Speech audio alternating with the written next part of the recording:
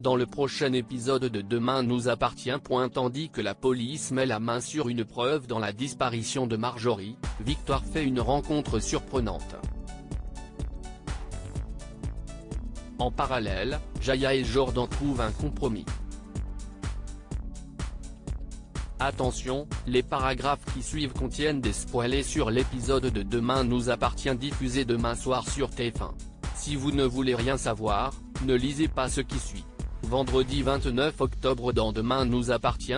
La police met la main sur une preuve dans la disparition de Marjorie. D'après les résultats ADN, le sang relevé dans l'appartement est bien celui de Marjorie.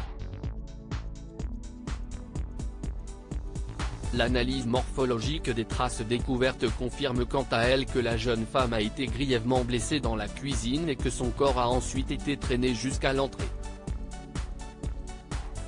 Depuis son appel de détresse, la police n'a plus aucune trace de Jim qui devient de fait le principal suspect.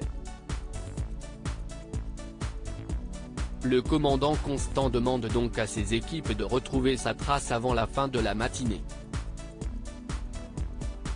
De son côté, Karim, qui souhaite protéger la femme qu'il aime, se garde bien de dire à son supérieur que Jim est l'amant d'Anna, au grand dam de George.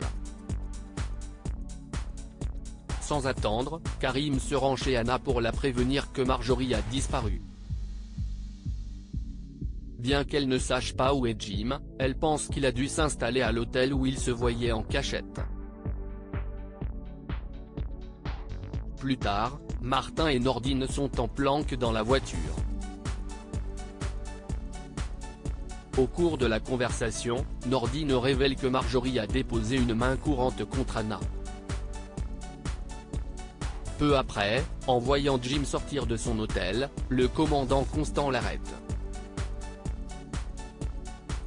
Au commissariat, Martin reproche à Karim de ne pas lui avoir dit la vérité sur la liaison d'Anna puis ajoute qu'il ne peut pas laisser sa fierté entraver une enquête. Toutefois, il se montre compréhensif et accepte qu'il continue de suivre le dossier à condition qu'il ne s'approche pas de Jim. Il le charge donc de retrouver le corps de la victime au plus vite. Par la suite, Jim reconnaît qu'il s'est disputé avec sa femme la veille de sa disparition avant de jurer qu'il n'a jamais levé la main sur elle. Lorsque le commandant Constant cherche à savoir où il était aux alentours de 20 h ce soir-là, le suspect répond qu'il était dans sa chambre d'hôtel. Malheureusement, le concierge de l'établissement a indiqué l'avoir vu rentrer vers 21 h 30. L'interrogatoire est interrompu par George qui informe Martin que la voiture de Marjorie a été retrouvée à plus de 30 minutes de Sète en pleine garrigue. Sur place, les policiers découvrent dans le coffre du véhicule du sang séché mais également un cheveu blond qui ne peut pas appartenir à la victime. Après analyse, le labo est formel. Le sang appartient à Marjorie tandis que le cheveu est à Anna. Victoire fait une rencontre surprenante. C'est le grand jour pour Sandrine qui doit rentrer en Guadeloupe. Avant de quitter Sète, elle dit alors au revoir à sa fille avec émotion. Émue, Victoire l'enlace puis lui dit combien elle l'aime avant de la laisser monter dans son taxi. Par la suite, Victoire rencontre Benjamin, un homme qu'elle a croisé sur une application de rencontre. Tandis qu'il tente de faire connaissance, Victoire se montre particulièrement directe avec lui et il se dirige vers une chambre d'hôtel. Une fois sur place, Victoire est mal à l'aise et ne laisse pas Benjamin la déshabiller. Bien qu'elle n'ait pas envie de lui faire peur, la jeune femme lui montre sa cicatrice. Benjamin la regarde affectueusement puis lance qu'elle est magnifique avant de l'embrasser. Rassurée, Victoire se laisse aller mais pas entièrement, ce qui n'échappe pas à Benjamin qui veut comprendre pourquoi. Comme elle refuse de parler, il affirme une fois de plus qu'elle est belle. Plus tard, Victoire se rend à l'hôpital pour informer Flore qu'elle se sent enfin apte à reprendre le travail.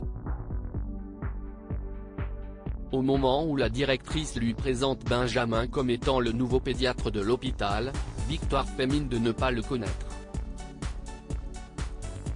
Jaya et Jordan trouvent un compromis. Jaya et Jordan ont beau avoir un exposé à rendre dans 15 jours, ils sont pas adressé la parole depuis une semaine.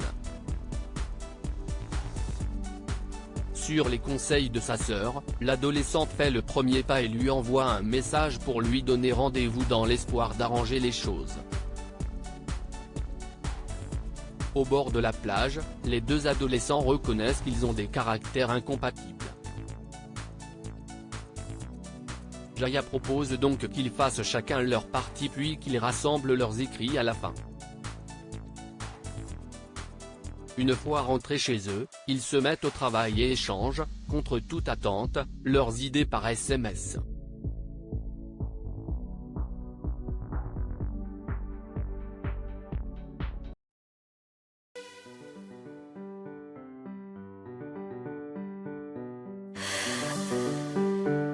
The man I love just had a heart attack,